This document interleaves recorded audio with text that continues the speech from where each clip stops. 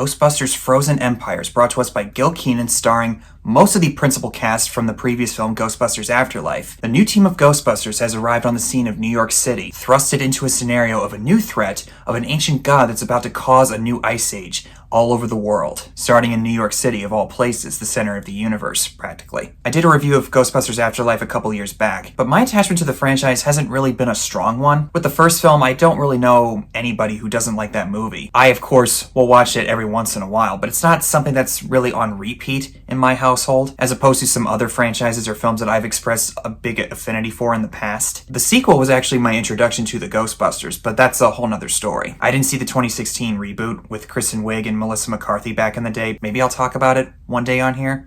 We'll see. And of course I saw the last film, which was a really big surprise and a surprisingly emotionally satisfying movie. Naturally, due to the film's success, Hollywood decided to greenlight a sequel. We've left Oklahoma and we're back in a familiar place, going through the day-to-day routines of the new Ghostbusters team, chasing ghost inspectors throughout Manhattan, dealing with the political pressure from the mayor, who's now Walter Peck, played by William Atherton from the original. Not going to cover every single thing about this movie, but I am going to go into some minor spoilers. Going into it, I wasn't really hyped up about it because the trailers didn't really look that exciting as opposed to the last one. And as of this recording, the Rotten Tomatoes score is not that good. It's about at 47% last I checked. And I watched some reviews that weren't kind to the final result, but nevertheless I decided to go in with an open mind. And I would say that this movie's fairly harmless fun. Basically a crowd-pleasing type of movie. A noticeable step down from what the last film had. The emotional weight isn't really quite there, but what this movie has that the following movies after the 1984 film don't, is how it expands on the lore of the Ghostbusters with the ancient gods, the specters that are tied to this ancient god that wants to wreak havoc on the world. It's somewhat of a negative though, but some of those aspects I thought were the strongest points of the film, particularly when Patton Oswalt's character goes on this big exposition dump. He's really only in the movie for that one scene when they're at the library, and he doesn't really serve a big purpose after that, but he has a really funny way of getting the point across and still keeping you enticing. I thought it was going to be very dull and just kind of, what is this all about? I don't understand it. Thankfully, Oswald manages to elevate the material, but it is noticeable that it's very exposition heavy. It's not really fully a negative, but it's not fully a positive either. I'd say it's fine. Another big positive that this movie has is the day-to-day routines of ghost busting, and more of that team interplay that we didn't really quite see in the previous films. Because really, what we see is the start and the restarting of the team, because something happened in between certain films, and then another situation pops up where they have to reband together again. This time we actually see them in the middle of their routine where the important stuff is happening. From what I've heard, everybody involved in the film decided to take some inspiration from the Ghostbusters animated series, where we see the day-to-day life of ghost busting throughout town. This aspect I found to be a logical next step in the franchise, because after so many movies of starting a new team and then restarting the team with a newer generation, inevitably the franchise had to do something different, and I think in this case it managed to do so. McKenna Grace returns as Phoebe Spangler, and she's still just as good as she was in the first film, although I don't think her arc was quite as strong as hers was in the previous film, dealing with her grandfather and trying to prove herself as a Ghostbuster. Mild spoilers in here, she does befriend this ghost that kind of tricks her into doing something. It has to do with the overall villain plot. I'm going to keep light on the details, but I like the idea in theory, and I think it does have a decent emotional anchor to it, but there wasn't really enough focus to it, and ultimately that comes down to the plethora of characters that are in here. Nevertheless though, I think McKenna Grace manages to sell it as best as she can, especially with the rocky bond that she has with her mother and her now stepfather, who used to be her science teacher out in Oklahoma, who is basically Paul Rudd in a Ghostbusters movie, yet he still manages to liven it up whenever he's on screen. Finn Wolfhard, who's the brother of Phoebe, unfortunately doesn't really have a whole lot to do. He has his own little side quest with trying to stop Slimer. I mean, we've seen it in the trailer, so I don't think it's really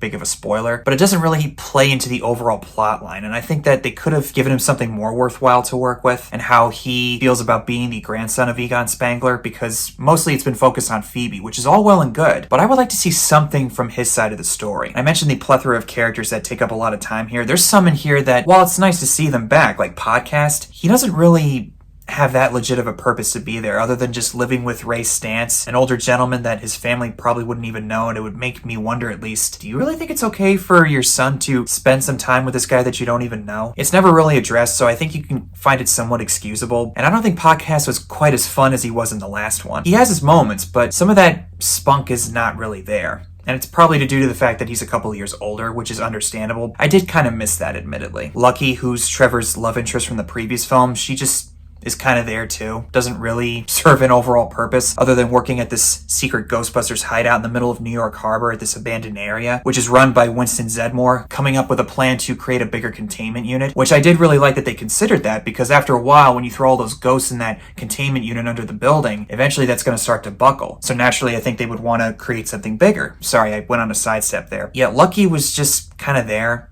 Didn't really serve an overall purpose. Then we get to the Fire Master, played by Kumail Nanjiani. Hopefully I said that correctly. You might remember him from The Eternals. He plays an integral part in this movie because the artifact that he gives Ray Stantz, it's been passed down in his family from generation to generation. Unfortunately, it leads to a very awkward and unfunny scene. Some people in the theater were chuckling and laughing. It might land differently for some people, but for me, not so much. As for Walter Peck, who is now the mayor, I'm kind of amazed actually that he managed to get to that position. If you're hoping for some kind of rematch between him and Peter Venkman, it's not quite what you expect. In fact, it's barely even touched on, but still. This man has no dick. While we're on that subject, the 3 original cast members who are still alive, Bill Murray, Dan Aykroyd, and Ernie Hudson, it is really a joy to see them back. Bill Murray doesn't really get quite as much time as I would have liked to have seen him do, but in his first scene when he talks to another character, I couldn't help but think of his introduction in the first movie when he's testing somebody to see if they could guess what kind of shape is behind the card. Ultimately, he's just kind of just standing there saying some funny lines, which is never a bad thing. If you tell me otherwise that Bill Murray is bad in a movie, I'm sorry, I gotta strongly disagree with you there. Ray Stantz gets the most focus in here, and I really like seeing how he's still attached to what he loves, investigating paranormal activity. Even though his glory days are behind him, it's still something that he wants to do. Kind of reminds me of what Indiana Jones experienced in the Dial of Destiny, that even though he's in his golden years, your age doesn't determine whether or not you go on another adventure. You're still valuable. And it's a conversation that he has with Winston, but by the finale, it does get a satisfying payoff. As for the climax of the movie, it does kind of fall into the CGI heavy elements, but not as much as I was fearing it would. It wraps up actually fairly quickly. I was expecting it to kind of go on a little bit longer due to the fact that they're trying to freeze all of New York City. They also bring the beam in the sky trope again, which doesn't really last for very long, thankfully, but when I saw the beam shoot up, I thought,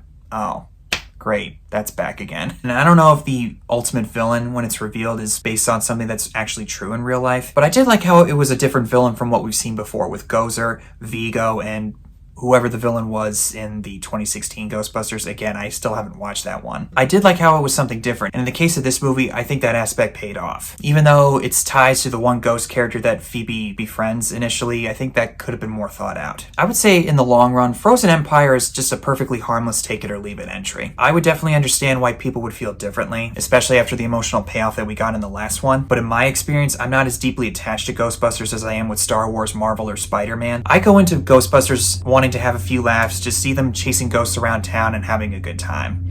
And in that respect, I think the movie mostly worked for me, but it definitely could have used some retweaking. Trim down on certain characters, or if you're going to include certain people, just give them a legit reason to be there. I can't say how this is going to be viewed in the future by Ghostbusters fans or film buffs in general, but I would say this is a logical progression of the franchise going forward. It did something different, but it definitely needed some retweaking. Those are my thoughts on Frozen Empire. Thank you guys so much for watching. Comment below and tell me what your thoughts are on this movie if you've seen it, and as always, see you in the next one.